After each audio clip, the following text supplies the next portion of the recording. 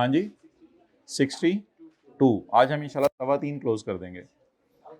अच्छा 3:15 होते, मैं नहीं बताऊंगा 3:15 क्या होता है। सीखो ना, देखो इसी पाकिस्तान में रहना है ना। अब इस तरह लोग बोलते हैं 2:45, 3:15, 5:30, नौने पो तो नहीं बोलते। चलो चैप्टर 18, देखो पाकिस्तान में रहना है तो सीखनी पड़ेगी ये चीजें। अब क्या करें, आप ऑडिट करने जाओगे, क्लाइंट कहता है भाई 4:45 आ जाना, 4:45 तो आओगे 4:45।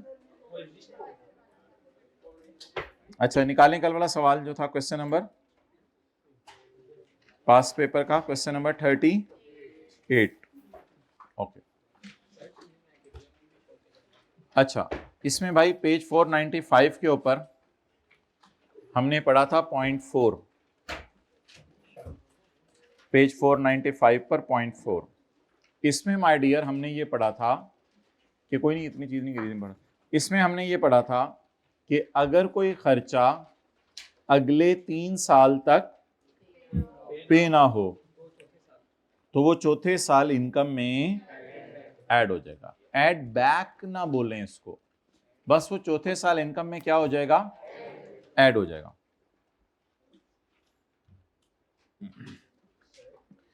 अब इसमें हमने ये चीज पढ़ी थी, जी बोलें।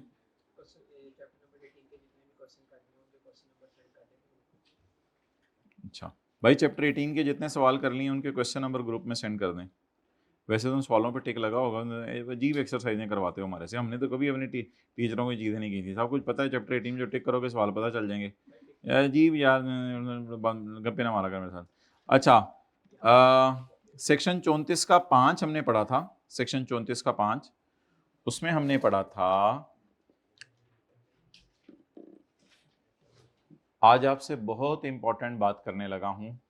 भाई भी आ गए हैं अब तो, अब बात करनी बनती भी है।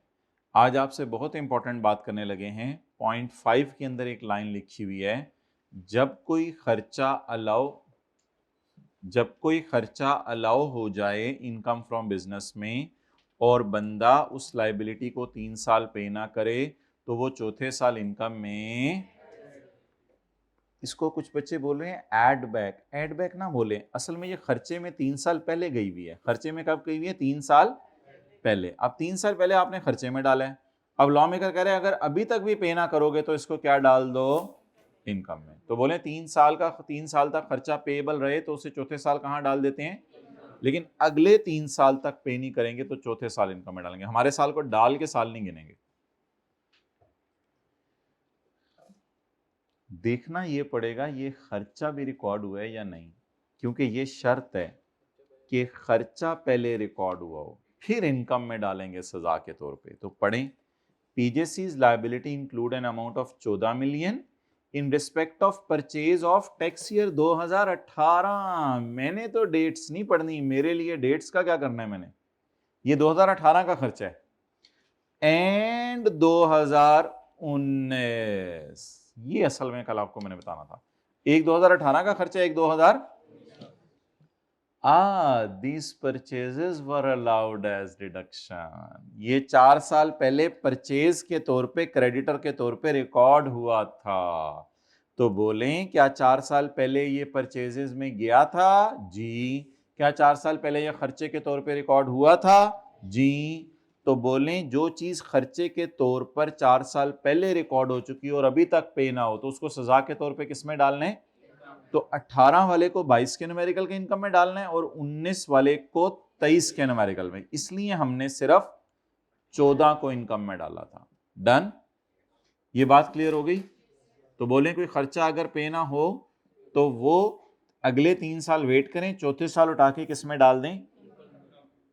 लेकिन अगर ये खर्चा ना होता बल्कि ये कोई और लाइबिलिटी होती, जैसे बैंक लोन होता, सवाल में आ जाए बैंक लोन 4 साल से पे नहीं हुआ, उसको ना इनकम में डाल दीजिएगा, क्योंकि जब लोन लिया था तो एंट्री खर्चे की नहीं की थी, जब लोन लिया था तो एंट्री की थी कैश डेबिट लोन क्रेडिट। तो लिखें, बेशक किसी सवाल पे कहीं लिख लें, अगर बैंक लोन 3 साल तक पे ना करें तो चौथे साल इनकम में नहीं जाएगा। वजह बताएं, वजह बताएं। बैंक लोन तो 8-8 साल लोग वापस नहीं करते क्योंकि वो खर्चे में नहीं गया था। क्या चीज इनकम में जाया करेगी जो पहले खर्चे में गई है। लिखें, अगर बैंक लोन 3 साल पे ना करें तो वो चौथे साल इनकम में नहीं जाएगा। अगर बैंक लोन 3 साल पे ना करें तो वो चौथे साल इनकम में नहीं जाएगा।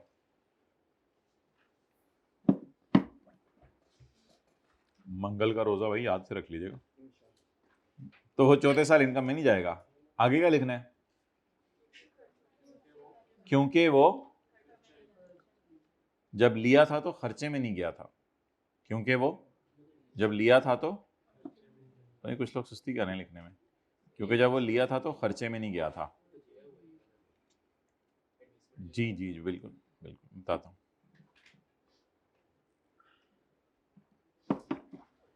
मैंने ये लिखवाया है, बैंक लोन अगर 3 साल पे ना करें तो चौथे साल इनकम में नहीं जाएगा। क्योंकि जब वो लोन लिया था तो वो खर्चे में नहीं गया था, बल्कि एंट्री क्या हुई थी वैसे लोन लेने की। लेकिन अगर कोई चीज खर्चे में चली गई है और 3 साल पे ना हो मेरे भाई, अगर कोई चीज खर्चे में भाई, लेकिन अगर कोई चीज खर्चे में चली गई है और अगले 3 साल पे ना हो, फिर उसको किस में डालेंगे? इनकम में। लेकिन बैंक लोन तो 3 साल पे ना करना कोई जुर्म नहीं है। बैंक लोन तो लोग लेते ही 8-8 साल 9-9 साल के लिए हैं, तो वो तो कोई जुर्म नहीं है। तो बोलें जो चीज ओरिजिनेट होते हुए किसमें गई थी? खर्चे में। कहां लिखा हुआ है? वेयर अ डिडक्शन इज, जो चीज खर्चे में गई थी अब पे ना करें 3 साल तो चौथे साल कहां ऐड होगी? इनकम में। अगली चीज, देखने में ये डेरिवेटिव कॉन्ट्रैक्ट टाइप लफ्ज और ये लफ्ज अजीब सा लग रहा था। On 15 August 21 Akash enter into a derivative contract. Akash एक डेरिवेटिव कॉन्ट्रैक्ट के अंदर एंटर हुआ फॉर परचेज ऑफ गोल्ड, ताकि गोल्ड परचेज कर ले। लेकिन आगे उसने लिखा हुआ है कि क्या हुआ, ये कॉन्ट्रैक्ट एक्सपायर होना था 15 नवंबर को। Akash sold the contract before settlement. अगर सेटलमेंट हो जाती गोल्ड की फिर तो एक सादा सा बिजनेस होना था। तो अंडरलाइन करें, सोल्ड कॉन्ट्रैक्ट बिफोर सेटलमेंट। चीजें सेटल होने से पहले ही उसने कॉन्ट्रैक्ट बेच दिया। बताएं भाई ये कॉन्ट्रैक्ट का बेचना क्या है? Speculation business. क्योंकि कॉन्ट्रैक्ट बिक के नेट पैसे आए हैं।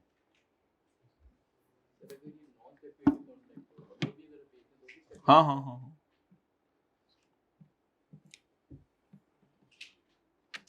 ओके,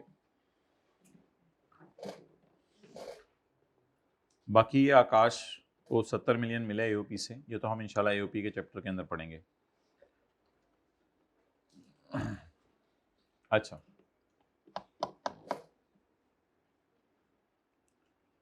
भाई अदर इनकम में ना, वैसे आपको उसूली तौर पे बताऊं, उसको डालना चाहिए अकाउंटिंग वालों का गेन। अदर इनकम में क्या डालना चाहिए उसको? अकाउंटिंग वालों का। कल हमने बहुत मेहनत करके टैक्स वालों का गेन निकाला था, उसको हमने फिर रिकॉर्ड किया था। लेकिन अकाउंटिंग वालों का गेन उसको अदर इनकम में डालना चाहिए। अच्छा, उसने पता है क्या क्या किया जज्बात में? उसने अदर इनकम में अकाउंटिंग वालों का गेन नहीं डाला, वो बेचारे ने अदर इनकम में गलती से इंश्योरेंस क्लेम डाल दिया। हालांकि अकाउंटिंग के टीचर भी इंश्योरेंस क्लेम नहीं डालते। अकाउंटिंग के टीचर कहते हैं डिस्पोजल अकाउंट बनाओ, जितना कैश आया इधर डालो, बाकी गेन लॉस P&L में जाएगा। इधर ऐसा की बीबी लिखते हैं, तो इससे कोई फर्क नहीं पड़ता। वो कहते हैं other income include insurance claim, other income में इंश्योरेंस क्लेम डाल दिया। हालांकि अदर इनकम में पड़ा होना चाहिए था अकाउंटिंग वालों का गेन। अच्छा, तुमने अकाउंटिंग की गलती की है तो मुझे कोई कंसर्न नहीं है, मुझे तो टैक्स वालों का गेन चाहिए। बस मुझे ये बताओ कि तुम लोगों ने डाला कितने अदर इनकम में? बोले ना 6, उसको कल हमने उल। वैसे एक मजे की बात सुने, अकाउंटिंग वालों का गेन 0 था। अकाउंटिंग वालों का गेन 0 था। इंश्योरेंस क्लेम 6 मिलियन आया है और अकाउंटिंग वालों की बीवी भी लकीली बराबर है उसके। तो जब अकाउंटिंग वालों ने डिस्पोजल अकाउंट बनाया होगा तो इंश्योरेंस क्लेम आया होगा 6 का, अकाउंटिंग वालों की बीवी होगी 6, और अकाउंटिंग वालों का गेन लॉस कितने? बताएं, जब अकाउंटिंग वालों का गेन लॉस 0 है तो कल मैंने 0 क्यों नहीं उल्टाया, 6 क्यों उल्टाया? ये बात आपसे मैं पूछ रहा हूं, कल मैंने 0 क्यों नहीं उल्टाया, 6 क्यों उल्टाया? क्योंकि वो उसने लिख दिया कि अदर इनकम में मैंने इंश्योरेंस क्लेम डाल दिया, तो मैंने कहा चल यार जा, जो डाला है वो उल्टाओ, जो तुमने डाल दिया अदर इनकम के अंदर, जो पड़ा है उसको आप उल्टा दो। डन। वैसे आमतौर पे अदर इनकम में क्या पड़ा होना चाहिए? इंश्योरेंस क्लेम पड़ा, यानी कि जो पैसे आए हैं वो पड़े होने चाहिए, या अकाउंटिंग वालों का गेन पड़ा होना चाहिए? अकाउंटिंग वालों का गेन कैसे निकलता है? डिस्पोजल अकाउंट बना के, कैश और बिग बुक वैल्यू लिख के। काफी होगी मेरे ख्याल से। आ जाए हम चैप्टर 16 की तरफ। किधर है ये?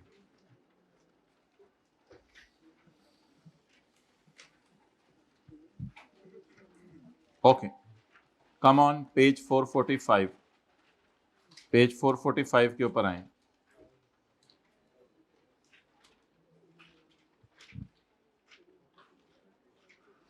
अच्छा,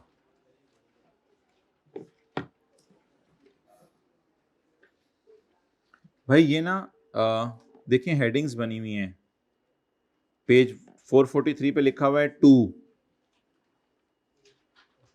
पेज 444 पे लिखा हुआ है 2 का 1, फिर 2 का, फिर 2 का 3, फिर 2 का 4।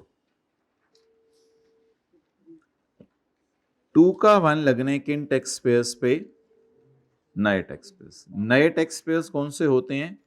जिनका फर्स्ट ईयर है बिजनेस का। 2 का 1 लगना है नए टैक्स पेयर्स में। होलसेलर, डिस्ट्रीब्यूटर, डीलर और कमीशन एजेंट पे लगना है 2 का 2। प्रोफेशनल्स जो कि डॉक्टर्स, अकाउंटेंट्स, इंजीनियर्स, ऑडिटर्स, उन पे लगना है 2 का 3।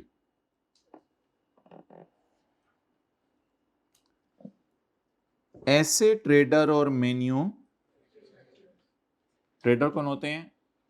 दुकानदार, ये जो चीजें खरीद के बेचते हैं। ट्रेडर, रिटेलर भी लिख लें शायद, रिटेलर, तस्वीर खींचो, जो चीजें खरीद के बेचते हैं। आपको पता है रिटेलर वो होता है जो अपनी दुकान पे चीज बेच रहे हैं आपको, और मैन्युफैक्चरर वो होता है जो अपनी फैक्ट्री में बना रहा है। तो मैन्युफैक्चरर और रिटेलर के दरमियान हेल्प करने के लिए ये लोग हैं। ये होलसेलर है भाई, इसको जरा सही करो तस्वीर। ये होलसेलर है, अब तस्वीर खींचो। ये होलसेलर है, डिस्ट्रीब्यूटर है, डीलर है और कमीशन एजेंट। आप बताएंगे, बोलें अगर कभी रिटेलर या ट्रेडर और मेन्यू जो कि गरीब है, जिसकी सेल 25 लाख से कम है, जिसकी सेल 25 लाख से और उसका प्रॉफिट 5 लाख से कम है, तो उस पे लगेगा 2 का 1। और अगर उसकी सेल 25 लाख से कम है, और अगर उसकी सेल 25 लाख से कम है और इनकम फ्रॉम बिजनेस में उसका प्रॉफिट 5 लाख से ज्यादा है, तो उस पे क्या लगेगा? 2 का 2 लगेगा। ऐसा नहीं है।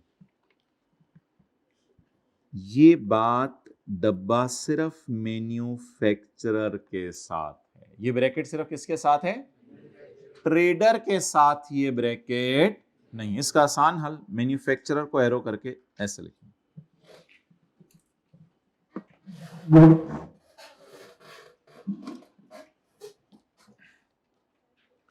अच्छा जी, अब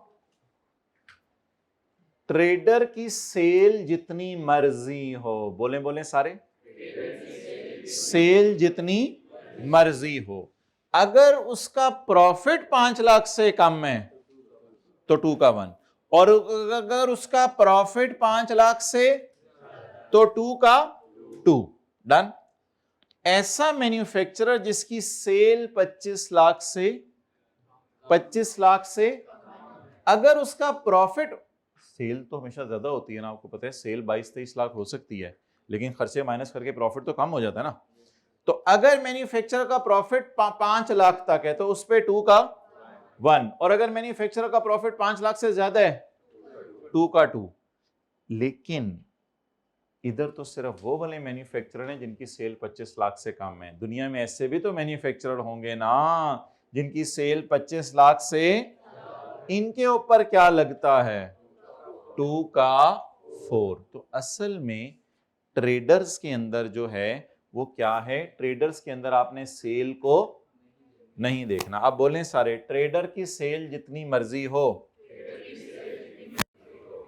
अगर प्रॉफिट कम कमाया तो 2 का 1, अगर प्रॉफिट ज्यादा कमाया तो 2 का 2। वो मैन्युफैक्चरर जिनकी सेल कम है और प्रॉफिट भी कम है, उनके लिए 2 का 1। वो मैन्युफैक्चरर जिनकी सेल तो कम है लेकिन प्रॉफिट अच्छा खासा है, इसके खर्चे फिर कम होंगे ना, यानी खर्चे अच्छे कम होंगे जिसकी वजह से प्रॉफिट अच्छा आ गया होगा, इसके लिए 2 का। लेकिन वो मैन्युफैक्चरर जिनकी सेल अच्छी खासी है उनके लिए 2 का 4 लगे। क्लियर? अब देखें जरा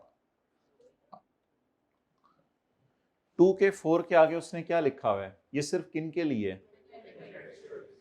बस ये किन के लिए, जिनकी सेल 2.5 से, तो हमने कहा फिर जिनकी सेल 2.5 से कम है, कहते वो मैं आपको नहीं बता रहा, वो खुद ही ढूंढो जाके, वो खुद ही सर मारो।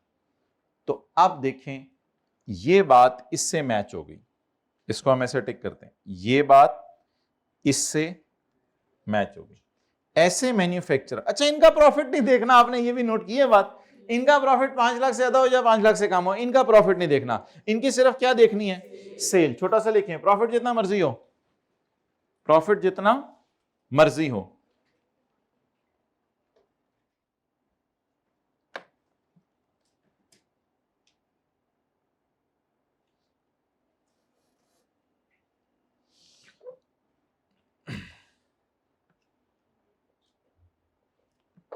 चलें जी आगे बढ़ें।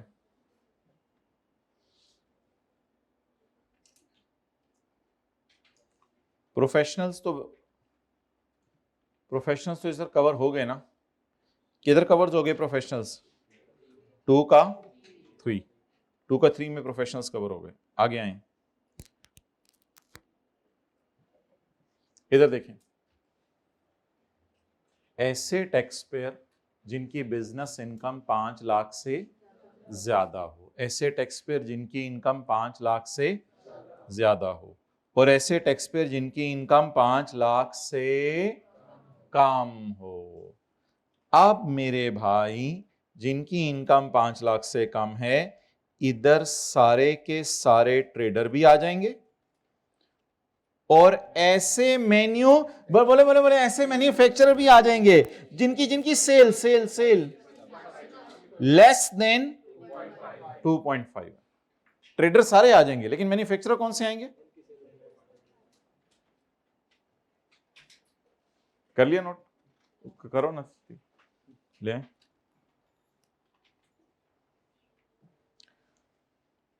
और इधर क्या होगा आगे, आगे आप लोग खुद ही बताएंगे, इधर क्या आएंगे जल्दी बताएं। इधर ये तो आएंगे ही आएंगे ना, ये तो आएंगे ही आएंगे, ये तो लिखें हर हाल में आएंगे, सेल जितनी मर्जी हो, प्रॉफिट जितना मर्जी हो, ये तो हर हाल में आएंगे। अच्छा,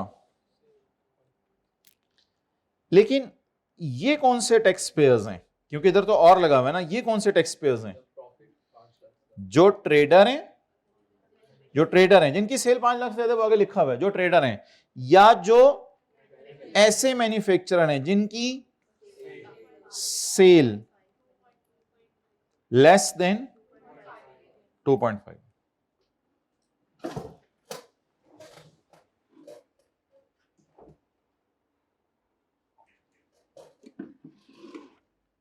अच्छा एक बात सुन लें, इतनी बारीकी से कभी उसने टेस्ट नहीं किया, वो बस वाजे ना ये वाले अल्फाज लिख देता होता है, वो इन चक्करों में ज़्यादा आईकैप जाता ही नहीं है, वो सीधे सीधे ये अल्फाज लिख देता है जो आपको पता चल जाए।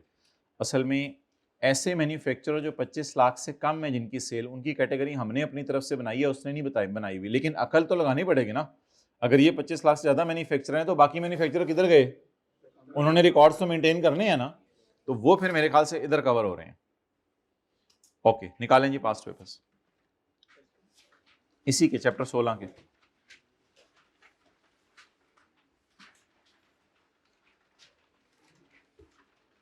कल कोई टाइम निकालें जूम मीटिंग का, किस टाइम अवेलेबल होते हैं आप लोग? नहीं, अच्छा ठीक है, ठीक है, शाम को अवेलेबल होते हैं। कल संडे है ना, तो कोई टाइम निकालें, कुछ ऐसे गपशप लगाएंगे, रिवीजन करनी है। तो मैंने पता है माशाल्लाह करनी होगी। चलें जी, क्वेश्चन नंबर जल्दी से मुझे करके दे दें 4 और 6।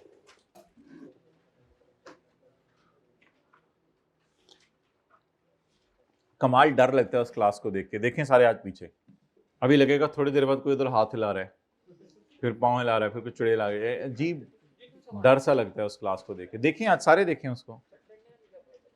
हाँ, अंडर द प्रोविजंस ऑफ खालाजी का ordinance, under the provisions of खालाजी का ऑर्डिनेंस 2001, बस कर देना अब। अंडर द प्रोविजंस ऑफ खालाजी का ordinance 2001 and rules made thereunder, list the additional records which are required to be kept by sole proprietor where business income exceed 5 lakh as compared to a sole proprietor whose business income is up to 5 lakh. ओहो, additional records तो कोई हमने पढ़े ही नहीं थे। कहीं लफ्ज पढ़ा एडिशनल रिकॉर्ड्स का? हाईलाइट किए हुए हैं। तो बोलें 5 लाख से कम वाला टेबल कौन सा है? 2 का 1, 2 के 1 को कंपेयर करने से कह रहा था, तो किससे कंपेयर करो? 2 के 2 से। और क्या बताओ, क्या बताओ, एडिशनल रिकॉर्ड्स इन्होंने क्या रखने हैं। तो मेरे ख्याल से कल हमने कंपेयर किए थे। ये सी लिख के आना था, ये वाला स्काई ब्लू वाला लिख के आना था, ये लिख के आना था, ये लिख के आना था और ये लिख के आना था। इसमें फिर आप पूरा ही लिखाते थे, voucher and purchasing expenses and where a single transaction, इसमें पूरा ही लिख के आना था। तो ये वाले हाईलाइट किए हुए लिख के आने थे, ये एडिशनल रिकॉर्ड्स हैं। डन। खाली cash book and bank book भी ठीक है। Question 4, briefly explain the provisions of income tax ordinance 2001 and rules made thereunder relating to requirement of books of account to be made by Achar or having sale exceeding 2 का 4। Under the provisions of Khalaji ka ordinance, the records to be kept in respect of following: salary, property, capital gain, ratta program, salary, property, capital gain, ratta program, salary, property, capital gain।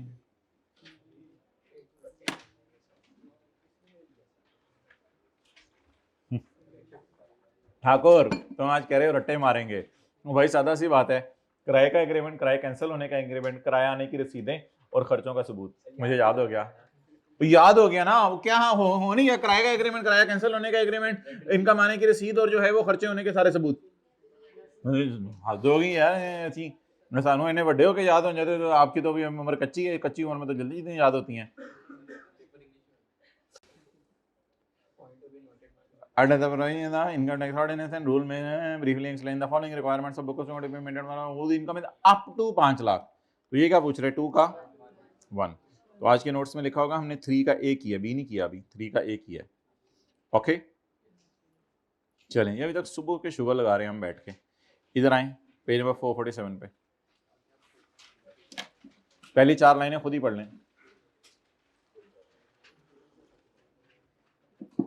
अच्छे अच्छे बच्चे जो आते थे वो आज नहीं आए हुए।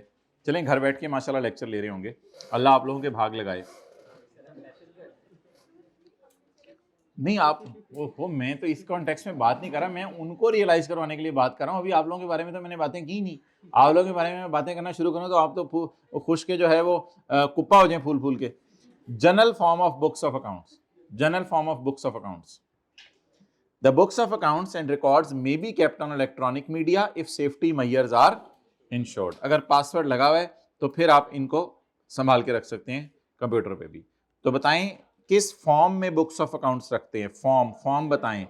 May be kept on electronic. The books company shall be maintain in accordance with the companies act को फॉलो करना है, कंपनीज के लिए बाइंडिंग है। Place, place salary, property, capital gain और अदर सोर्स वाला रिकॉर्ड संभाल के रखने अपने घर, ये क्या हो गई प्लेस।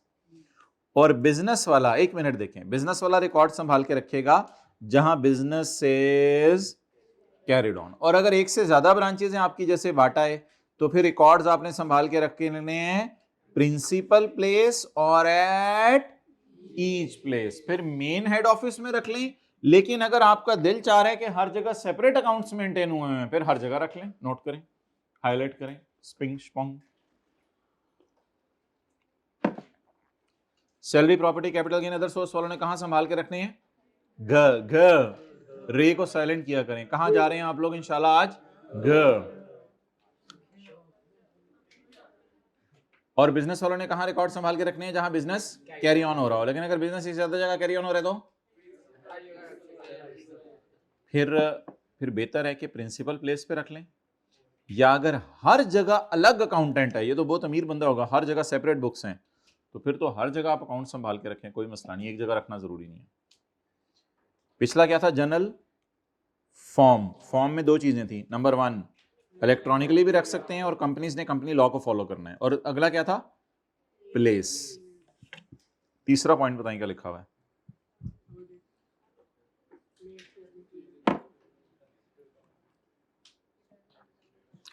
भाई जो आप साल के एंड पे टैक्स रिटर्न जमा करवाते हैं, चैप्टर 15 में हम पढ़ेंगे, रिटर्न वो सफ़ा होता है ना जिसपे आपने टैक्स बताया होता है, तो उसके ऊपर आप जगह का एड्रेस बता दें कि कहाँ है, ताकि हमने आपके रिकॉर्ड्स देखने हों तो आके देख लें। तो एड्रेस बताना जरूरी है। पढ़ें जी पहली 2 लाइनें ऑडिट की।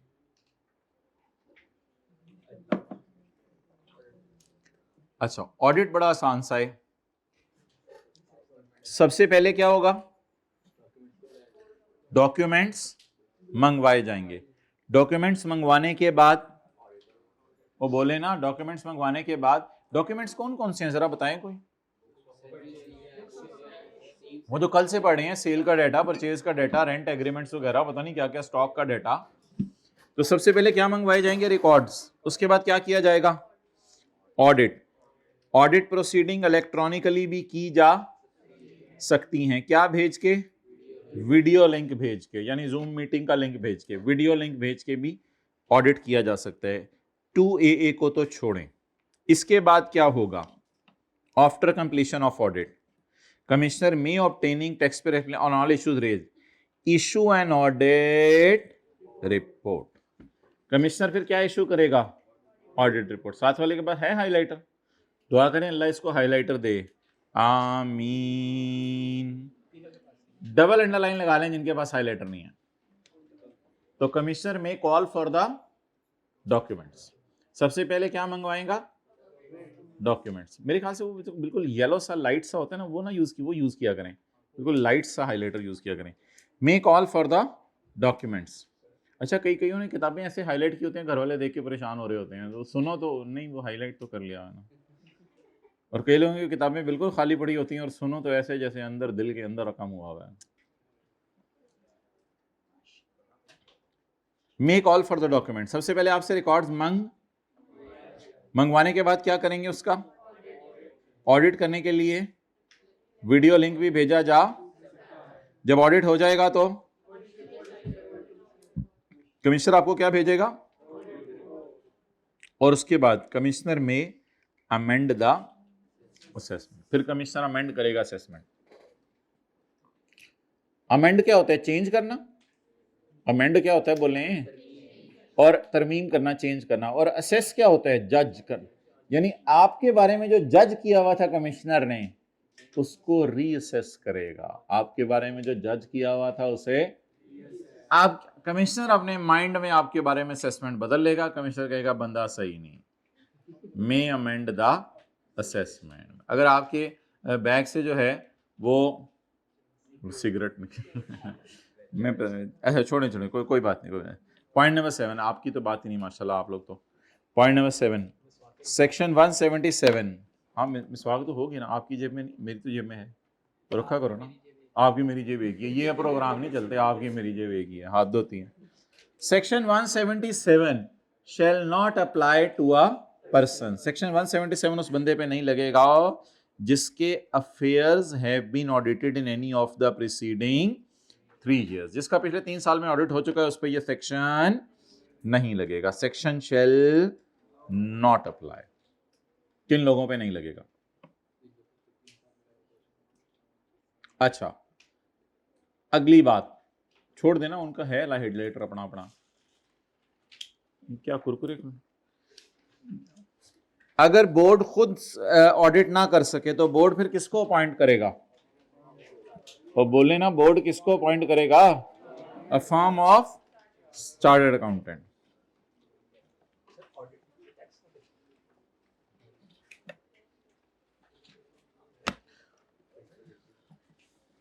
ये गिव नोटिस अभी आपको समझा दूंगा।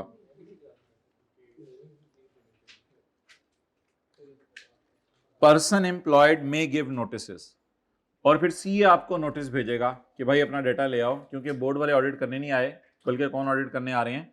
हम खुद ऑडिट करने आ रहे हैं।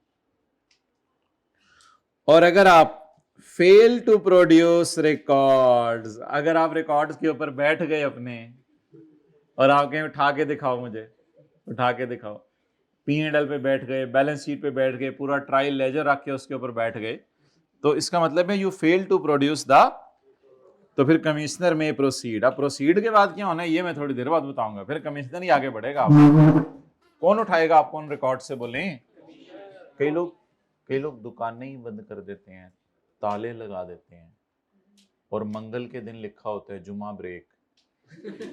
दुकानों के वो लोगों ने शटर पे ही लिख दिया है जुमा ब्रेक, जब रात को भी नीचे करके जा रहे होते हैं जुमा ब्रेक। अजीब लोग हैं। जुम्मा ब्रेक, जुम्मा पूरे 5 दफा दुकान बंद होनी चाहिए दिन में, जुम्मा ब्रेक नहीं, फजर में तो नहीं खुली होती। अच्छा चलें जी, याद करें जल्दी जल्दी। नंबर 1, कमिश्नर आपके रिकॉर्ड मंगवाएगा, मंगवाने के बाद उस पर समोसा रखेगा घी वाला, उसके बाद क्या करेगा? ऑडिट करेगा। ऑडिट इलेक्ट्रॉनिकली भी कर सकता है। ऑडिट करने के बाद क्या भेजेगा आपके घर? Audit report. कमिश्नर में अमेंड द असेसमेंट, आपके बारे में अपनी राय बदल लेगा। सेक्शन 177 शेल, अगर जरूरत पड़ी तो फिर जिसको एम्प्लॉय किया है, अपॉइंट किया है, फिर जिसको एम्प्लॉय किया है वो आपको नोटिस भेजेगा और डेटा मंगवाएगा। और अगर बंदा fails to produce records, commissioner may proceed, फिर कमिश्नर आप प्रोसीड करें। अच्छा जी, नंबर 1 क्या था? May call for the documents, document मंगवा के क्या करने हैं? May conduct the audit of income tax affairs, और उसके बाद इलेक्ट्रॉनिकली लिंक भी भेज सकता है। उसके बाद में issue audit report, audit report issue करने के बाद, असल में ऑडिट रिपोर्ट में गलतियां बताई होती हैं, फिर उसके बाद वो कहते हैं अब मैं आपके बारे में अपनी राय बदल रहा हूं, मे अमेंड द असेसमेंट। और सेक्शन 177 शेल नॉट अप्लाई, कुछ सूरतों में नहीं लगेगा, वो भी मैं बताऊंगा। अगर पिछले 3 सालों में आपको ऑडिट हो गया हो तो सेक्शन 177 नहीं लगेगा, बार बार आपको तंग नहीं किया जाएगा। और उससे अगले सफे पे माय डियर ये लिखा हुआ था कि अगर एफबीआर खुद ऑडिट ना कर सका तो किसको अपॉइंट करेगा? वो जो अपॉइंट किया है वो फिर आपके घर क्या भेजेगा? नोटिस भेजेगा। और इन द एंड अगर आप रिकॉर्ड दिखाने से इनकार कर दें तो कमिश्नर में प्रोसीड, फिर कमिश्नर आगे खुद बढ़ेगा और आपको देख लेगा। ऐसी की तैसी, ऐसी की तैसी को अंग्रेज क्या कहते हैं? Tit for tat. हाँ मेरे ख्याल से ठीक लग रहा है मुझे तो, टिट फॉर। अच्छा नहीं तो सीधा छोड़ो, नहीं गलती करना बड़ा आसान होता है, तो ट्राई तो की है ना। अच्छा जी बोले, the commissioner may call for the, अच्छा ये सारा काम हो क्यों रहा है? मिसाल के तौर पे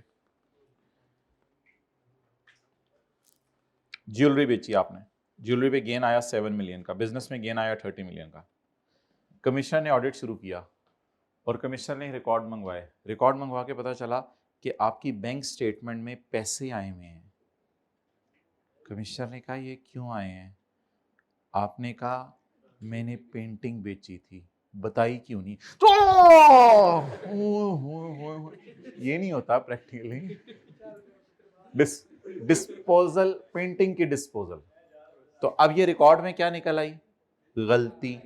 आपकी टैक्स कैलकुलेशन गलत। अब आगे सारा बोलें क्या होगा? आगे फिर इशू करेगा ऑडिट रिपोर्ट।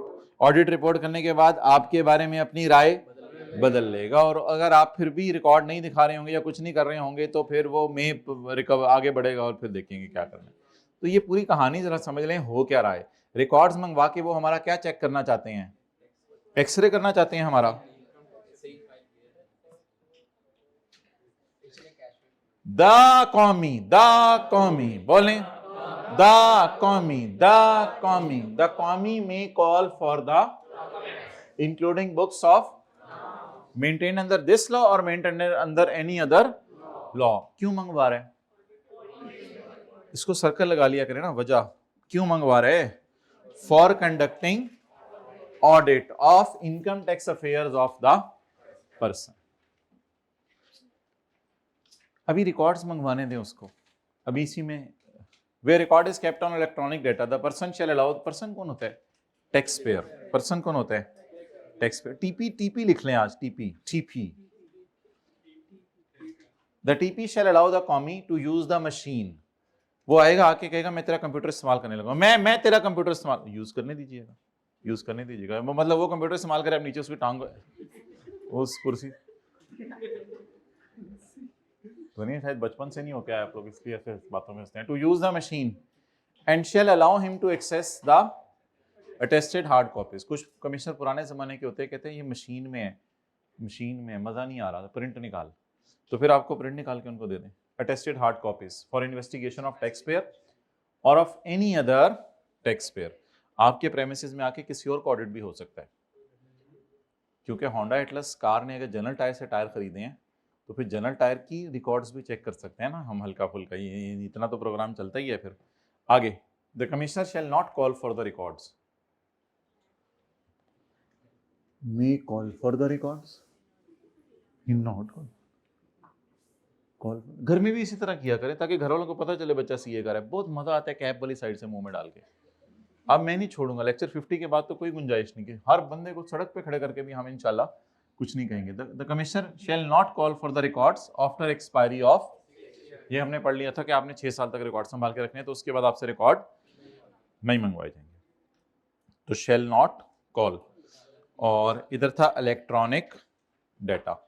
हम तो इस तरह चीज़ें हाईलाइट किया करते थे, घर में जाके पढ़ा करते थे, याद किया करते थे, पूरे वीकेंड की रिवाइज किया करते थे, और ऐसे मज़े से करते थे चीज़ें। पॉइंट नंबर 2, आफ्टर, मैं गप नहीं मार रहा। Point number 2, after obtaining the records of a person. या कई दफ़ा ऐसा भी होता है कि नेसेसरी रिकॉर्ड मेंटेन नहीं होते। अच्छा, अगर नेसेसरी रिकॉर्ड मेंटेन नहीं है तो फिर क्या करेंगे? नहीं, फिर मजबूरी में आप बैंक स्टेटमेंट ले लेना उससे। अगर वो रिकॉर्ड अपने नहीं दिखा रहा तो क्या ले लें? फिर बैंक स्टेटमेंट वगैरह ले लें। तो after obtaining the records of a person or where necessary record is not maintain, तो फिर तो मजबूरी आ गई। फिर आप मजबूरी में उससे क्या ले लें? माजू को बोरी में डालें। द कॉमी शैल कंडक्ट एन ऑडिट। ऐसे पाँव हिलाते रहे। द कॉमी शैल कंडक्ट एन ऑडिट, मतलब जो याद हो रहा है वो इधर से निकलता रहे। द कॉमी shall conduct an audit of the income tax affairs.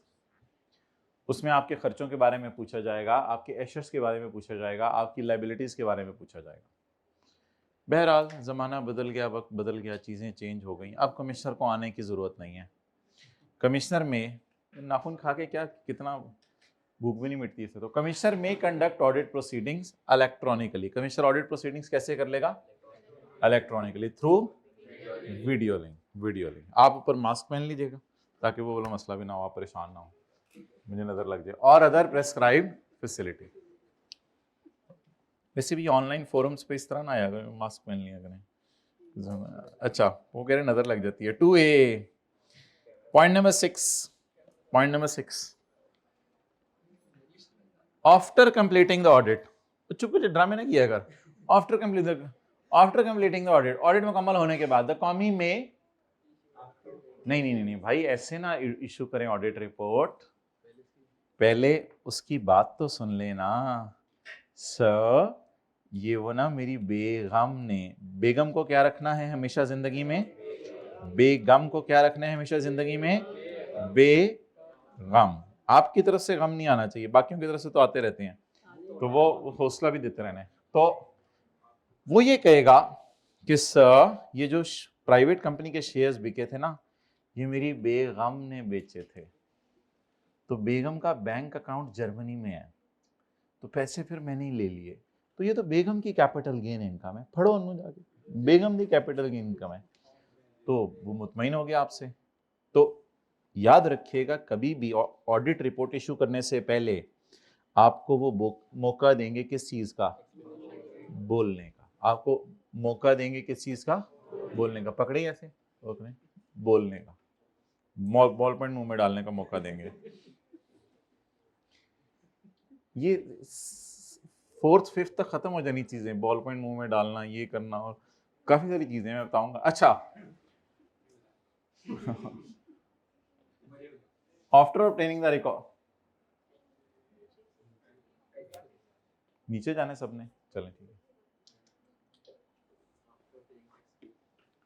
After completion of audit, audit मुकम्मल होने के, छड़ी ना मीनू तेरी मेहरबानी, after completion of audit the कॉमी में खिंची ना, after completion of audit, audit मुकम्मल हो जाने के बाद द कॉमी may after obtaining tax payer explanation on जा, explanation on all issues raised in, ये हाईलाइट करें, आफ्टर ऑब्टेनिंग एक्सप्लेनेशन, उससे वजाहत लेने के बाद। आप बोलें कमिश्नर क्या करे उससे वजाहत लेने के बाद, shall issue an audit report. जिन लोगों की अंग्रेजियां अच्छी हैं वो घर जाके 2-4 दफा चीजें पढ़ते हैं, उनको याद हो जाती हैं।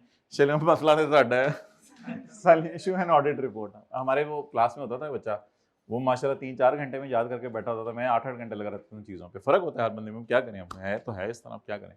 Shell issue an audit report containing audit observations and findings, containing audit observations and findings, उसमें वो बताएगा कि क्या क्या चीजें मैंने ऑब्जर्व की हैं। अच्छा आप बताएं आपको क्या इशू हो चुकी है, ऑडिट रिपोर्ट। ऑडिट रिपोर्ट मिलने के बाद आपने टैक्स नहीं जमा कराना होता, क्योंकि ऑडिट रिपोर्ट उसने इशू की है। अब उसके बाद वो एक फाइनल चीज भेजते हैं आपके घर, उसका नाम होता है असेसमेंट ऑर्डर। उसका नाम क्या होता है, ये हम इतनी डिटेल से पढ़ेंगे चैप्टर 15 में, इतनी डिटेल से पढ़ेंगे चैप्टर 15 में कि आप कहेंगे बस कर दें, खुदा के लिए मैंने पढ़ लिया है। सेक्शन 122 बोले, after issuing the audit report the कॉमी में अगर मुनासिब समझे, छोड़ें प्रिकॉट, में अमेंड द असेसमेंट, लेकिन आपको एक फाइनल मौका और दिया जाएगा। After providing an opportunity of being heard, opportunity of being heard, opportunity of being का हर्ड का क्या मतलब है, आपकी बात सुनेंगे, आपकी बात सुनेंगे। आपको एक अपॉर्चुनिटी दी जाएगी जिसमें आपकी बात सुनी जाएगी। ओके नेक्स्ट,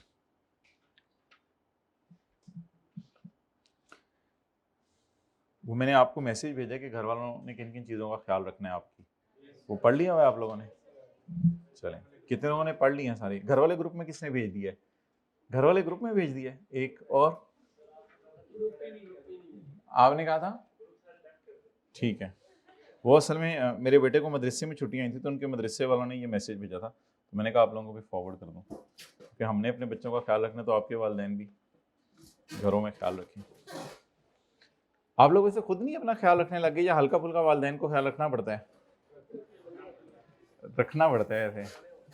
मैं भी तक फील करता हूँ वालिदैन को ख्याल रखना। अच्छा पॉइंट नंबर 7, तजर्बा उनका ज्यादा होता है। सेक्शन,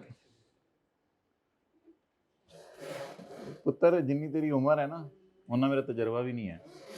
अच्छा, section 177 shall not apply. Section 177 shall to a person whose income tax affairs have been audited in any of the preceding, पिछले 3 साल में किसी एक साल भी अगर आपको ऑडिट हो गया तो हम आपको तंग करने नहीं आएंगे।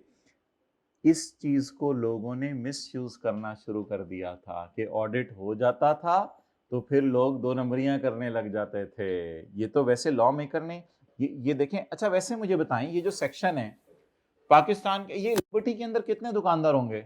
लिबर्टी में 150 बहुत ही कम छिकी है तूने, लंबी छिक थोड़ी सी। चलो 1000 दुकानदार होंगे लिबर्टी के अंदर, 1000 दुकानदार होंगे, गलियों वाली दुकानें भी डालें ना। 1000 दुकानदार लिबर्टी के अंदर, राजा मार्केट के अंदर 50-60 दुकानें तो हमारी आंखों के सामने है। बरकत मार्केट चले जाए तो दुकानें नहीं मुकती। तो ये थोड़े से 1-2 किलोमीटर की रेंज में 3-4 हजार दुकानें हैं लाहौर में। और फिर पूरा लाहौर, पूरा पाकिस्तान, भाई लाखों बिजनेसेस हैं, सबके ऑडिट नहीं हो सकते। और कई लोग ऐसे हैं ऑडिट कराए बगैर ही मर जाते हैं, यानी पूरी पूरी जिंदगी उनका कोई ऑडिट नहीं करता। तो बताएं, ये सेक्शन क्या पाकिस्तान में हर बिजनेसमैन पे लग सकता है या प्रैक्टिकली पॉसिबल नहीं है एफबीआर के लिए? तो आम तौर पे एफबीआर वाले आपके ख्याल से क्या करते होंगे? सड़क पे जो पापड़ बेचते हैं वहां से शुरू करते होंगे? नहीं, बड़े बड़े कहते हैं बड़ी बड़ी मछलियों पे पहले हाथ डालते होंगे, उनको ऑडिट करते होंगे। तो पेल का ऑडिट हो गया, हायर कंपनी का ऑडिट हो गया। और अगर एक दफा ऑडिट हो गया तो 3 साल, अगर पहले एक दफा ऑडिट हो गया तो अब आपको डिस्टर्ब।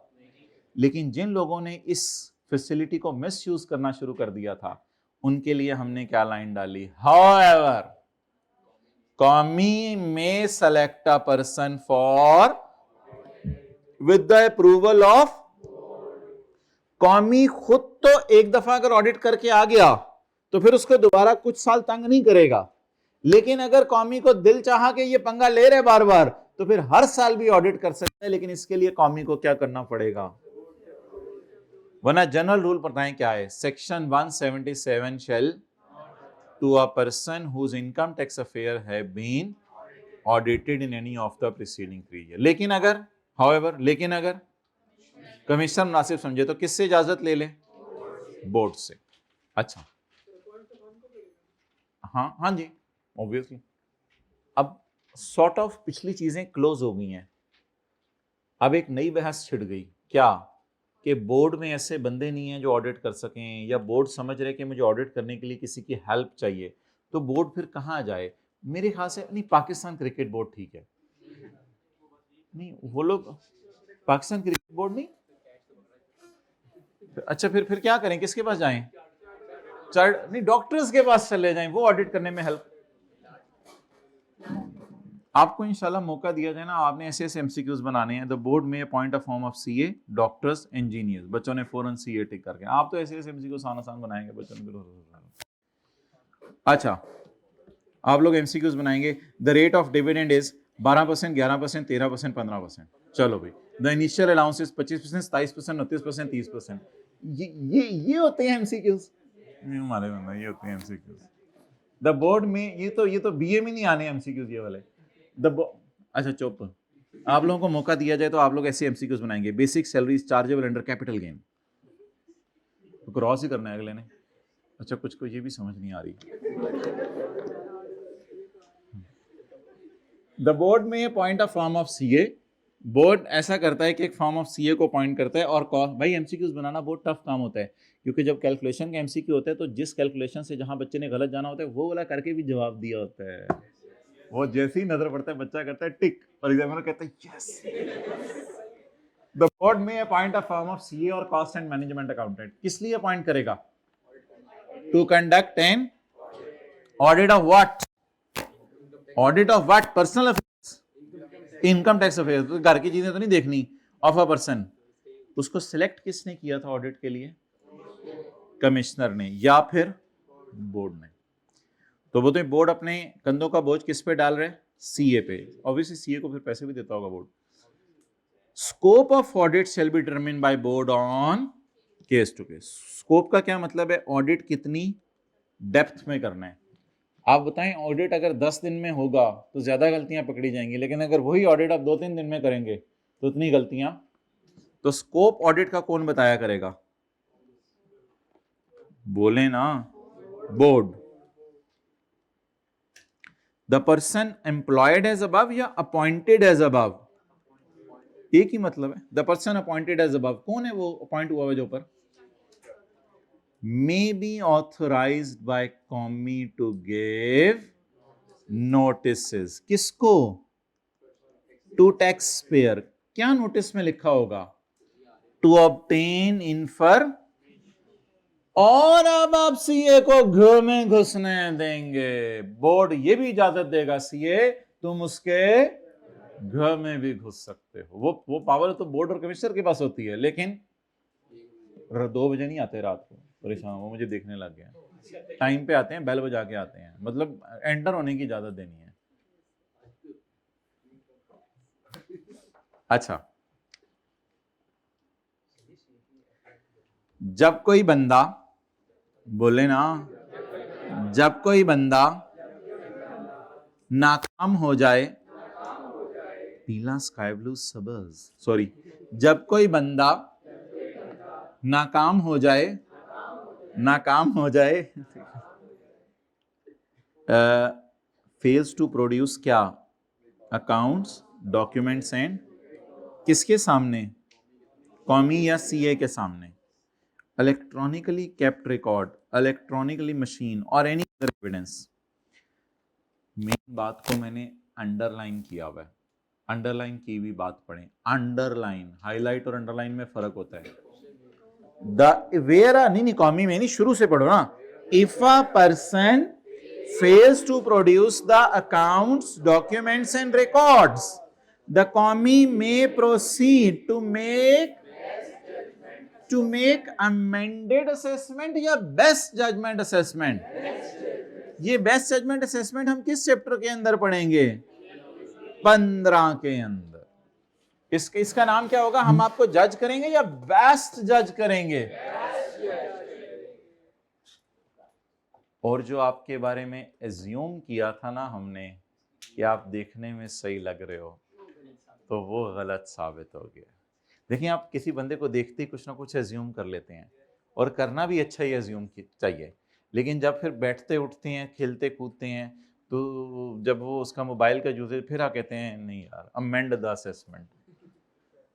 तो एज्यूम्ड असेसमेंट क्या होती है? एज्यूम्ड असेसमेंट जो आपने अगले बंदे के बारे में अपने जहन में ख्याल एक बनाया होता है।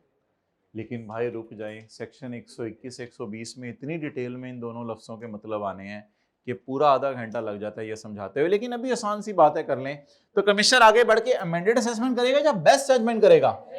और जो कमिश्नर के जहन में आपके बारे में ओरिजिनल ख्याल था, एक एज्यूम किया हुआ था उसने ख्याल, उस ख्याल की अब कोई हैसियत, वो जो एज्यूम किया हुआ था उसने ख्याल आपके बारे में, राय, असेसमेंट, राय समझ लें, ख्याल समझ लें, उसकी अब कोई हैसियत नहीं है, क्योंकि आप बंदे शरीफ लग रहे थे। जब बारी आई मोबाइल दिखाओ, फेल्स टू प्रोड्यूस, नहीं दिखाऊंगा।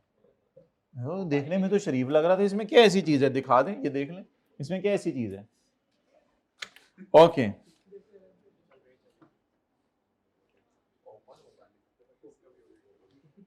मोबाइल ऐसा होना चाहिए कि आपके बच्चों के सामने भी हिस्ट्री आए ना उसकी 10 साल की, तो अल्हम्दुलिल्लाह। आप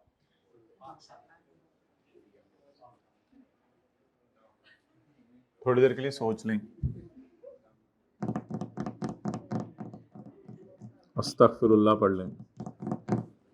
भटक जाता है इंसान, लेकिन वापस भी आ जाया करें। अब जो होना था वो हो गया, अब तो ये 9 दिन है, इसमें तो इबादत का अजर भी ज़्यादा है, तो गुनाहों का अजाब भी इसमें ज़्यादा होता है, तो इसलिए अब तौबा, जो होना था वो हो गया, अब आगे इंशाल्लाह। The commissioners power, the commissioners power, the commissioners power under section 177, 177 kilo.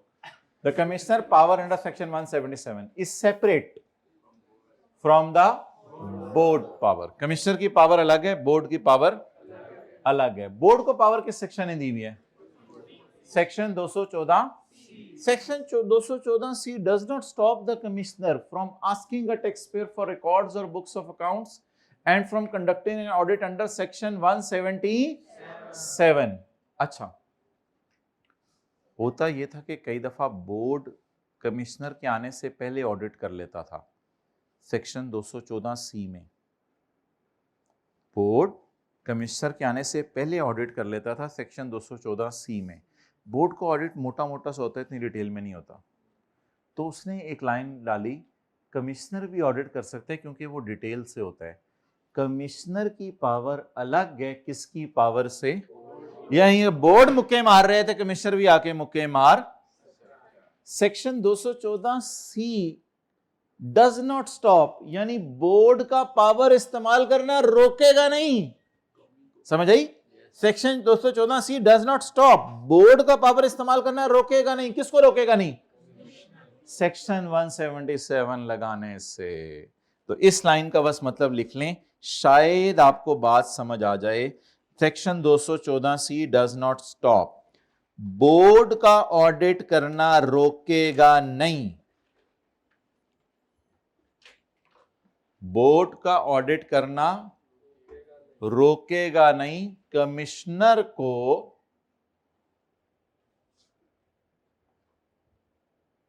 पूरी लाइन का ही मतलब लिख लें, बोर्ड का ऑडिट करना रोकेगा नहीं कमिश्नर को सेक्शन 177 वाला ऑडिट करने से। सेक्शन 177 वाला ऑडिट करने से।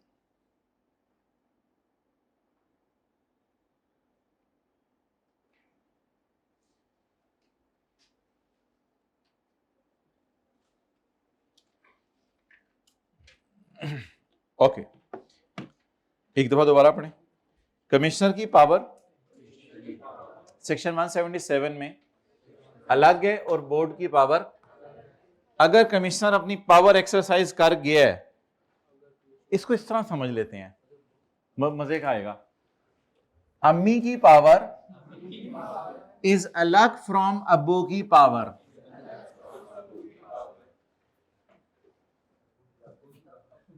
अब्बू की पावर इस्तेमाल करना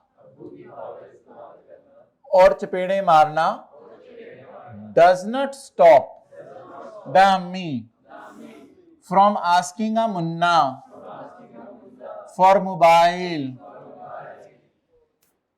तो अगर अब्बू कुट लगा के गए हैं तो अम्मी भी चपेड़े मार सकती हैं, बिकॉज दोनों की पावर इंडिपेंडेंट है। चाहे आप दिखा भी दें लाल हुए में मेरे पांव मेरी टांगे, फिर भी होते नहीं होते, मैं वैसे ही उतार रहा हूं। अच्छा, बड़ी मछलियां ऐसे करें, यहां पे स्ट्रेच पड़े, ऐसे पीछे ऐसे करें। बड़ी मछलियां बोलें, बड़ी मछलियां बोले, उसको पकड़ लिया है। बड़ी मछलियों के ऑडिट के लिए हम बिठाएंगे पैनल। हम बिठाएंगे पैनल। बैठ जाने का मतलब बच्चे समझते हैं पैनल बैठ गया है, मतलब आप जजेस का बेंच बैठ गया है, बच्चे समझते हैं बैठ गया है। और बैठ गया का मतलब फारिग हो गया नहीं होता। समझ रहे हैं बात को? ठीक है, गाड़ी का टायर बैठ गया है, हम फारिग होना नहीं है इधर। तो पैनल बिठाएंगे। पैनल को क्या करेंगे? लेकिन पैनल के बैठने का मतलब ये नहीं कि पैनल, मतलब ये कि पैनल ने अपना काम शुरू कर दिया। बड़ी मछली के ऑडिट के लिए एक पैनल बनाएं जिसमें ऑफिसर हो, जिसमें क्या हो? ऑफिसर हो। ऑफिसर होते हैं कमिश्नर के सबऑर्डिनेट्स। कमिश्नर के सबऑर्डिनेट्स जिसमें ऑफिसर हो, एक फर्म, लिख लें आप, मेहरबानी। नहीं मजे में हम भी क्लासें लेते किसी जमाने में, ऐसा कभी मौका दे जिंदगी। अ फर्म ऑफ सीए और अ फर्म ऑफ कॉस्ट एंड। भाई बड़ी मछली के लिए मंगवाएं एक फॉरेन एक्सपर्ट। बड़ी मछली के ऑर्डर के लिए क्या मंगवाएं? एक फॉरेन एक्सपर्ट। इंपोर्ट हो जाता, सॉरी यानी बंदे मंगवाएं बाहर के मुल्क से। Any other person including a or a specialist as directed by और अगर फॉरेन एक्सपर्ट से गुजारा नहीं चल रहा तो फिर टैक्स ऑडिट वाले एक्सपर्ट फॉरेन एक्सपर्ट्स के भी बाप होते हैं, इनका काम ही टैक्स ऑडिट करने होता है लोगों के। तो फिर काम नहीं चल रहा तो आप क्या मंगवा लें, टैक्स ऑडिट एक्सपर्ट मंगवा लें।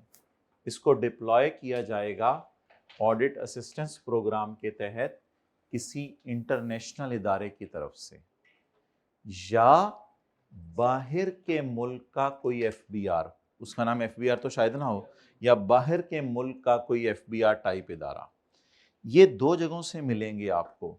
ये आपको सब्जी मंडी से नहीं मिलेंगे, मैं आपको बता रहा हूं। टैक्स ऑडिट एक्सपर्ट आप सब्जी मंडी में जाएं, आलू के साथ नहीं होंगे।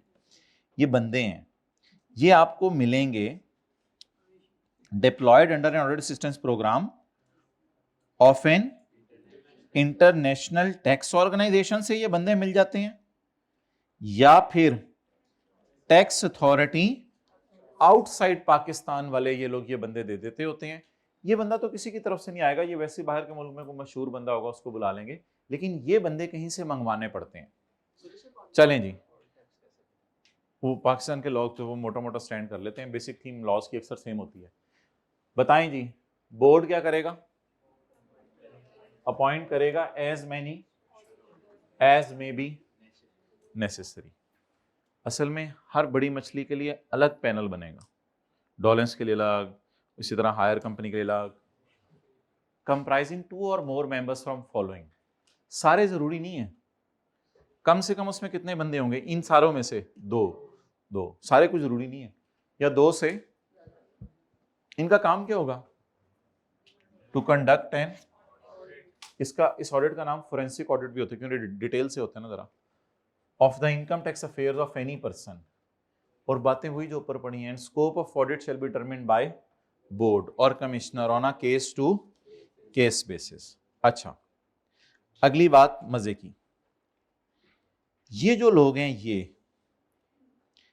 इनसे हम एक कॉन्फिडेंशियलिटी का एग्रीमेंट करेंगे। मतलब आप लोग मुझे खुद ही बता दें क्या मतलब है, इनसे हम कॉन्फिडेंशियलिटी का एग्रीमेंट करेंगे। भाई ये तो एफबीआर के दफ्तर के हैं ना, इनकी तो टेंशन नहीं है। इनको नौकरी देते हुए हमने कहा था कि तुम लोगों ने सबका डाटा कॉन्फिडेंशियल रखना है, ठीक है। ऑब्वियसली डाटा कॉन्फिडेंशियल रखना बहुत जरूरी है।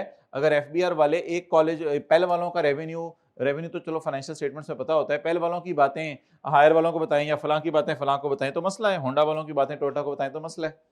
तो इन चारों से आप क्या एग्री करें, कॉन्फिडेंशियलिटी एग्रीमेंट, जिसमें ये वादा करें कि हम इस इंफॉर्मेशन को डिस्क्लोज नहीं करेंगे। और आपको पता है ये सारे लोग एथिकल होते हैं अल्हम्दुलिल्लाह, जब हम इनसे कह देते हैं तो उसके बाद ये कुछ ऐसा नहीं करते होते माशाल्लाह। ये तो डिपेंड करता है कैसे वालिदैन ने तरबियत की हुई है, अल्हम्दुलिल्लाह।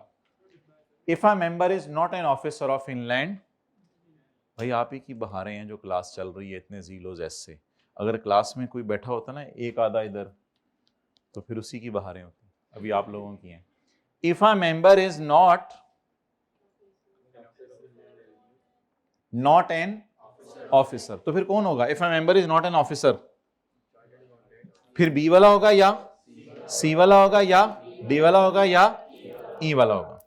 If a member is not an officer of Inland Revenue, the person shall only be included as member in panel if, इसको पैनल में कब डालेंगे, if an agreement of confidence has been entered into between the board and the person, और अगर वो बाहर के मुल्क से आया तो बोर्ड एंड इंटरनेशनल और टैक्स अथॉरिटी, अगर उन्होंने बंदा भेजा तो उनसे एग्रीमेंट करें, और बंदा खुद आया तो फिर बंदे से एग्रीमेंट कर लें।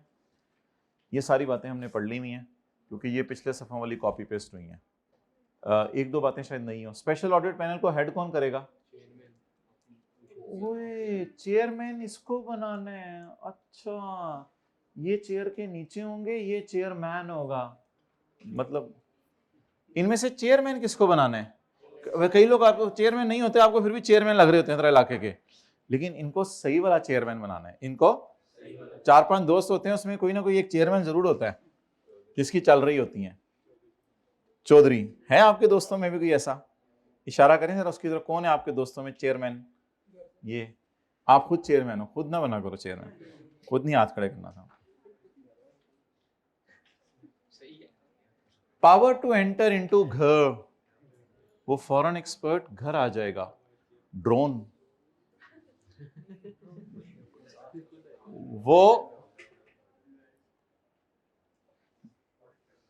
वो power to enter into premises, उन लोगों को फिर पावर दी जाएगी कि आपके घरों में एंटर हो, and power to obtain info.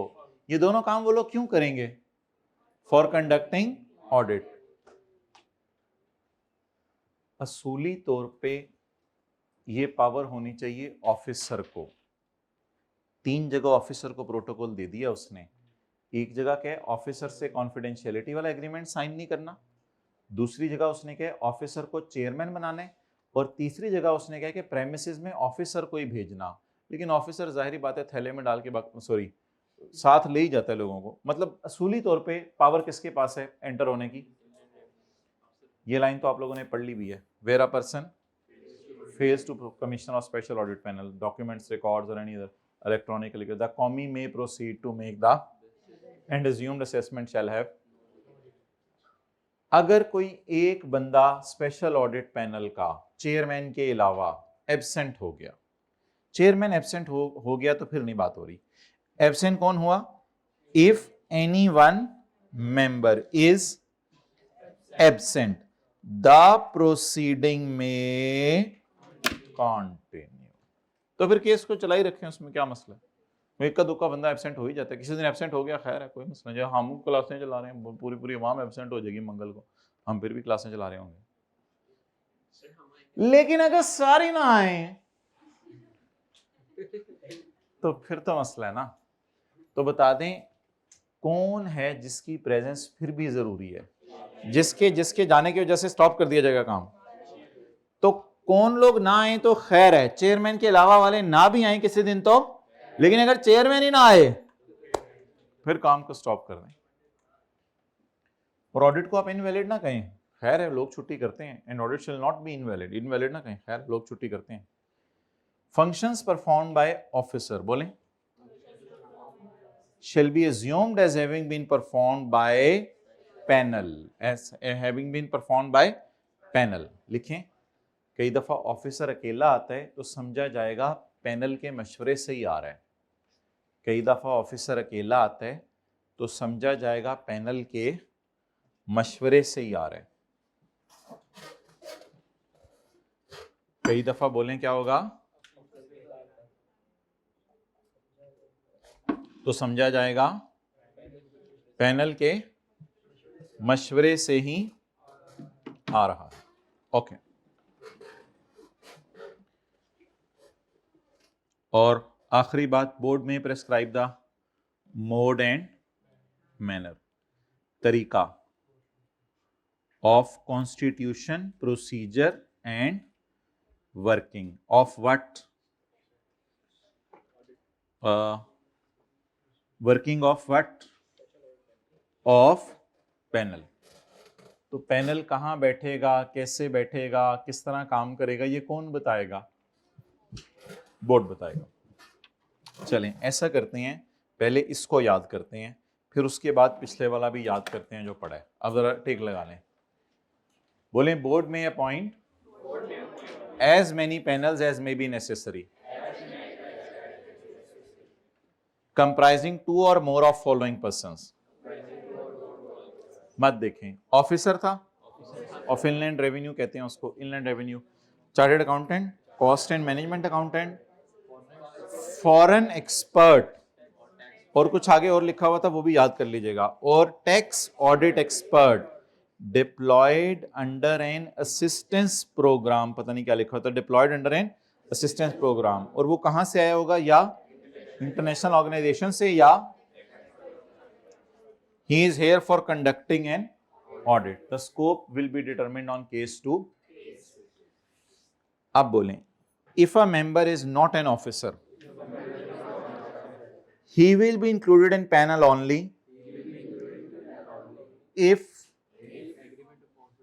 if बोलो agreement of confidentiality is entered, if agreement of confidentiality is entered।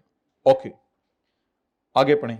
Point number 12, special audit panel shall be headed by a special audit panel को कौन lead करेगा? Chairman. Power to enter into premises and power to obtain for conducting shall be exercised by officer of inland revenue. 14 वही वाले जो पहले हमने पढ़ा था. बोले if one member is absent the proceeding में कंटिन्यू, लेकिन other than chairman, chairman absent हो तो फिर कंटिन्यू नहीं करनी प्रोसीडिंग. ओके, अब आ जाए ये वाला याद करें. ऑडिट, सरासिफ audit. The commissioner may call for the documents for what? For conducting where record is kept on the TP shall allow the commissioner to use the machine. The commis shall not call for the record after 6 years. जी, अब वो सुबह सुबह जो बातें याद की थी वो बताएं. shall conduct audit after obtaining record. The commis shall conduct the audit और audit इलेक्ट्रॉनिकली भी हो सकता है. इसके बाद ऑडिट रिपोर्ट इश्यू करेगा और आपके बारे में अपनी राय बदल लेगा. और सेक्शन 177 नहीं लगेगा जब पिछले 3 साल में आपको ऑडिट हो गया हो. और अगला वो फेल वाली बात है, वो कोई इतनी इंपॉर्टेंट नहीं और अम्मी और अबू की पावर वाली बात है. अच्छा जी, आखिरी बात आज की सुन लें. कई लोग ऐसे हैं दुनिया में जो अपना रिकॉर्ड नहीं दिखाते, बहुत ज्यादा तंग करते हैं और अपना डेटा शेयर नहीं करते. इन लोगों के लिए रेशोज यूज की जाएंगी. रेशोज आप लोगों के सिलेबस में हैं. आप लोगों ने R1 के अंदर क्या FAR नाम है, क्या सब्जेक्ट है पता नहीं आप लोगों का नाम, फाइनेंशियल अकाउंटिंग. तो फाइनेंशियल अकाउंटिंग एंड रिपोर्टिंग जो है उसमें आपके सिलेबस के अंदर रेशोज का टॉपिक है.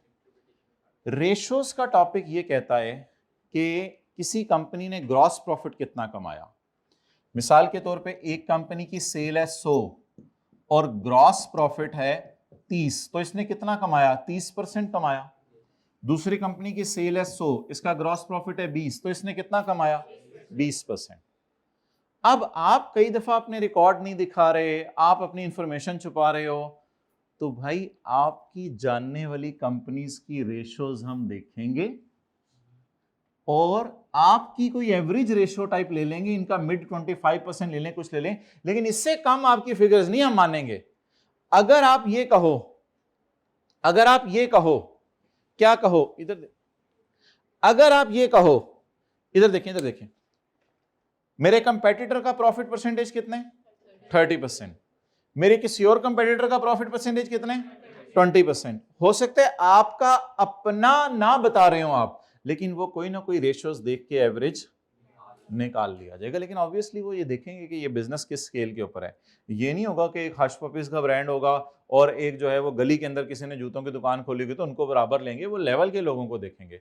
तो इसका लफ्ज बोलें सेक्टर की बेंचमार्क रेशियोज. बेंचमार्क होती है आइडियल एक रेशियोज. सेक्टर क्या होता है? सेक्टर होता है माय डियर वो इंडस्ट्री जिसमें आप क्या कर रहे हैं? काम कर रहे हैं. सेक्टर क्या होता है? वो इंडस्ट्री जिसमें आप काम कर रहे हैं. पढ़ें जी. अगर आप लोगों ने 3 जुर्म किए, अगर आप लोगों ने कितने जुर्म किए? वेयर आर टैक्स पेयर, आप रिकॉर्ड दिखाने से इनकार कर दें, वही जो फेल टू अगले सफे पे लिखा हुआ, या आप रिकॉर्ड दिखाएं तो सही लेकिन इनकम्प्लीट दिखाएं, या दिखा भी दें लेकिन unable to give the explanation of defects in record. वो आपसे कहें जी चैरिटी का सबूत, आपके समोसा खाएंगे कमिश्नर समोसा मंगवाओ, बड़ा अच्छा समोसा, चटनी लाल चटनी के साथ लाओ इनके लिए समोसा. वो थोड़ी देर बाद पूछे वो ज्वेलरी सुने आपने बेची है कमिश्नर, और सुनाए. हाँ, आपकी भी माशाल्लाह बीवी की ज्वेलरी होगी. चुप्पे मानो तू. अच्छा, तो बता दें आप 3 जुर्म कर सकते हैं. नंबर 1, रिकॉर्ड दिखाने से या नामुकम्मल रिकॉर्ड दिखाएं. या आप एक्सप्लेनेशन देने से इनकार कर दें, तो क्या समझा जाएगा? It shall be considered that taxable income is not correctly declared. Bye bye bye bye bye bye, मैं बाय बाय नहीं कर रहा आप लोगों को, बाय। इट शैल बी, कल इंशाल्लाह हम आपको मोटिवेशनल मैसेजेस भेजेंगे, आज शाम से भेजना शुरू कर देंगे ताकि आप पढ़ें। It shall be considered that taxable income is not correctly declared by taxpayer, and the commie determine the taxable income on the basis of आपकी इंडस्ट्री की आइडियल रेशोज। किस बेस पे निकालेगा? आपकी इंडस्ट्री की आइडियल रेशोज या average ratios समझ लें, आपकी इंडस्ट्री की एवरेज रेशोज। आया पेपर में सेक्टरल बेंचमार्क रेशोज क्या होता है? बच्चा लिखा आया बेंचमार्क रेट, सैलरी के चैप्टर वाला 10%। मिला मुझे, बच्चा खुद मिला था, बच्चा मुझे मिला, फिजिकली मिला, मुझे आके बताया। वो पेपर में सवाल आया था सेक्टरल बेंचमार्क रेशोज, तो मैं लिखा है सैलरी के चैप्टर में बेंचमार्क रेट 10% है। तो ओ भाई ये लस क्या है? ये लस अलग है, सेक्टरल बेंचमार्क। ऐसे ऐसे बच्चे आ रहे हैं, एनआरवी का मतलब न्यू रेजिडुअल वैल्यू, ऐसे ऐसे बच्चे सीए में आ रहे हैं, तो बंदा सर पकड़ के बैठा, एनआरवी न्यू रेजिडुअल वैल्यू। मैंने कहा ये पीपी में कहां से एनआरवी आ गई? कहते हैं न्यू रेजिडुअल वैल्यू सर।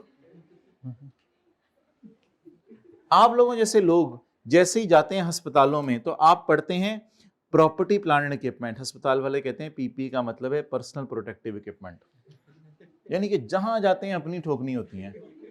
पूरी दुनिया में पीपी का मतलब प्रॉपर्टी प्लांट एंड इक्विपमेंट है। हाँ। अच्छा जी, it shall be considered that taxable income is not correctly declared. अगर ये 3 जुर्म करेंगे तो क्या होगा? इनकम आपकी करेक्टली डिक्लेयर नहीं हुई। What is sectoral benchmark ratios? These are the standard business sector ratios. उस इंडस्ट्री की रेशियोज होंगी जो जिनको नोटिफाई कौन करेगा? Board, on the basis of comparative cases. Comparative cases का मतलब लिखें कंपैटिटर्स, आपके कंपैटिटर्स की रेशियो उठाई जाएंगी। कंपैरेटिव केसेस कौन से होते हैं? जो हमारे मुकाबले के हों, जो हमारी टक्कर के हों, या बिल्कुल ही छोटे छोटे बिजनेस हों जो हमारे टक्कर के हों, टक्कर के, हाँ जी, on the basis of comparative cases. ये रेशोज कौन सी हैं? मैं अब देखता हूं कि आपके सिलेबस में कौन कौन सी हैं। फाइनेंशियल रेशोज आपके सिलेबस में लफ्ज नहीं है शायद R1 में, प्रोडक्शन रेशोज भी नहीं है, यानी फैक्ट्री में कितनी चीजें प्रोड्यूस हो रही हैं। जीपी रेशो आपके सिलेबस में है, आप पढ़ेंगे इसको, जीपी डिवाइड बाय सेल करके निकाला करेंगे। नेट प्रॉफिट रेशो भी आप निकाला करेंगे, net profit divide by sale करके। रिकवरी रेशो, डेटर कितने पैसे दे रहे हैं, रिकवरी रेशो। वेस्टेज रेशो, कितना सामान आपका जाया हो जाता है। एंड अदर रेशोज, इनको कौन प्रेस्क्राइब करेगा? बोर्ड। चलें आखिरी बात बता दें, अगर आप ये कितने जुर्म करें? 3, तो इन 3 जुर्म करने पर समझा जाएगा आपकी टैक्सेबल इनकम बिल्कुल गलत है, और सेक्टरल बेंचमार्क रेशोज फिर लगाई जाएंगी, यानी जिस आप सेक्टर में रह रहे हैं उसकी आइडियल रेशोज। आप लोगों ने जरा तसल्ली से चैप्टर 13 में, आपको पता है 2 सेक्शन इंपॉर्टेंट हैं, 50 और 51, याद है पहले दिन मैंने पढ़वाए थे, सेक्शन 50 और सेक्शन 51। तो आप लोगों ने करना क्या है, घर जाके आप लोगों ने जो है वो सेक्शन 50 और 51 रिवाइज करना है, और उसके बाद जाके आप लोगों ने क्वेश्चन नंबर 4 ट्राई करना है पेज 338 पर। क्वेश्चन नंबर कौन सा ट्राई करना है? 4 ट्राई करना है। किस पेज पर? पेज 338 पर। ये क्वेश्चन आप लोगों ने ट्राई करना है। कौन कौन सा सेक्शन रिवाइज करके? 50 और 51। अब आप इस चैप्टर के अंदर वापस आए, ये पैक करो। अब आप इस चैप्टर के अंदर वापस आए और इस चैप्टर में वापस आकर देखें ये वो सवाल आया था जिस अटेम्प्ट में बच्चे से बेचारे से गलती हो गई थी, वो कौन सा है? पेज 651 निकालें, पेज 651। पेज 651 पर आप पढ़ें क्वेश्चन नंबर 3। क्वेश्चन नंबर 3 के बी का कोई मतलब बता दें अच्छा सा। 3 के बी का मतलब बताएं। Provisions regarding special audit panel, page 451। मैंने कहा तो उधर वापस आए, पेज 451, क्वेश्चन 3 का बी। अच्छा 3 के बी में क्या बोला हुआ है उसने, स्पेशल ऑडिट पैनल। इसके बाद क्वेश्चन नंबर 6 करें और 1 करें, 2 मिनट है आपके पास। इसके बाद क्वेश्चन 6 करें और क्वेश्चन 1।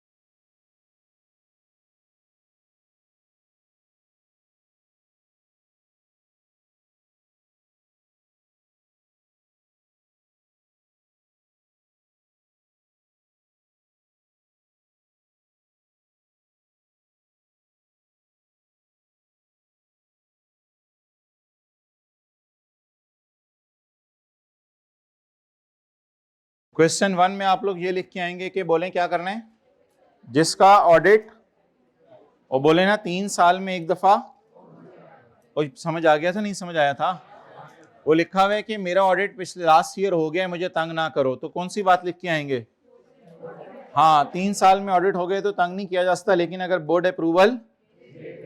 और क्वेश्चन 6 में आए, 5 में, हाय सारे चैप्टर के पास पेपर हो गए।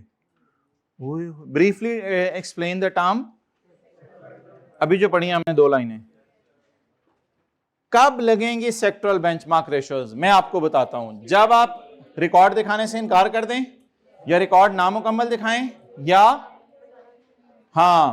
रिकॉर्ड आप दिखा रहे हो और उसमें हम मसले निकाल रहे हो, उन मसलों के प्रॉपर जवाब ना दे रहे हो। मंडे को खुला टाइम निकाल के आइएगा, जाएं जी, अल्लाह हाफिज। मंडे को खुला टाइम निकाल के आइएगा, ठीक है, चलें।